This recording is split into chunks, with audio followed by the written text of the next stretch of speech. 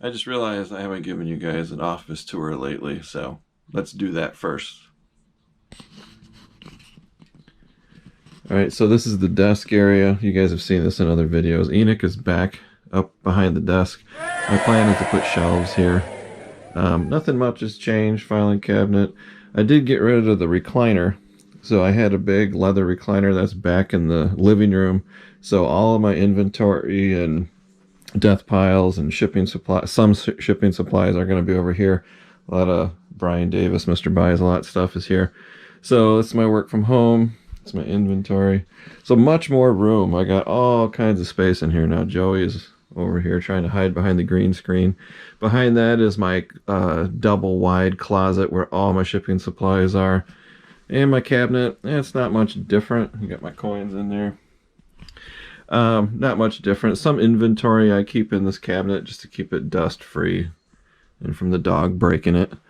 But I'm going to put the rest of my framed LPs back on this wall, I think. So anyway, I won a HiBid auction, a local auction, and I won this bag of buttons. And I want you guys to help me with this. Did I do good? Did I not do good? I don't know. I know nothing about buttons, but I do know Don the auction professor, and he makes really good money on buttons. So this was a blind purchase. If you guys know buttons, if you see anything of value, let me know. I'm gonna have to do a lot of research and look these up, which I like to do. I like doing research and looking things up. They seem mostly brass to me. Maybe, yeah, I think they're all brass buttons. I don't have a book on values or how to identify them. I guess it's kind of an expensive book, but I do have the power of the internet, so hopefully I can look these up. Some of these might be reproduction. Some of them might be vintage or even antique. I don't know. But I paid for this whole lot, including buyer premium and sales tax, 11 bucks.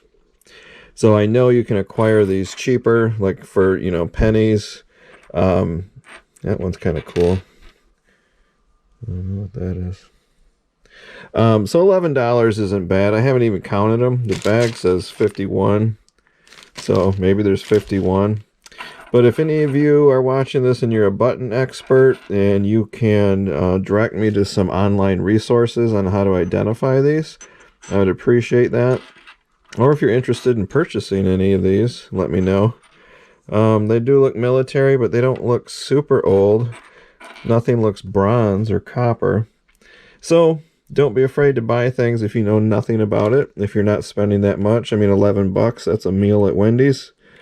And who knows, maybe there's a treasure in here. So that's it, guys. That's my HiBid haul.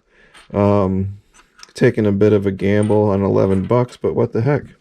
Thanks for watching, guys. Hit that thumbs up button on your way out. If you haven't subscribed, please subscribe to my channel. A new Midwest Picker story is coming really soon. This one is crazy. So I hope to see you there. Thanks.